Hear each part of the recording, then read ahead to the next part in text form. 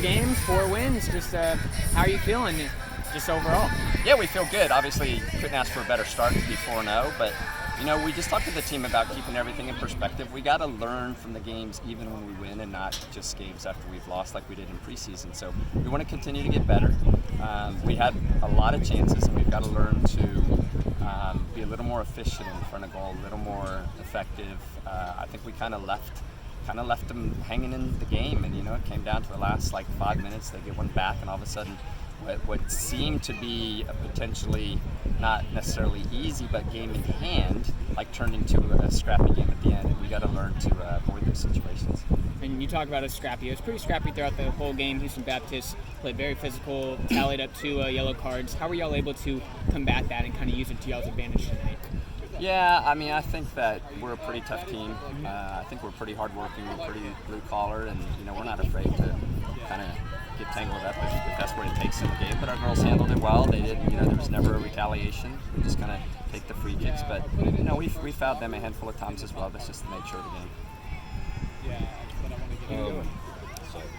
What's your message to the fans who've been showing up to these home games and supporting? And do you have a message to those who are maybe at home and don't know too much about the Texas State women's soccer team, starting off 4-0? What's your message to them? Yeah, it's been awesome. Love the fans. These fans make it happen. They make us want to be at home. They give us a home field advantage, which is exactly what you want. You don't want to come out and play in front of 30 people and just family and friends. But, I think winning's contagious, and when we're at home, getting the crowd out here, hopefully word starts to spread that we got a pretty decent squad this year, and we love being at home, so thank you. Yeah. And then one more for me at least. You came in tonight 20th in the nation in shots on goal, and tallied up a couple more here tonight. Just what can you say about the aggressiveness of this team and really, putting on the motor?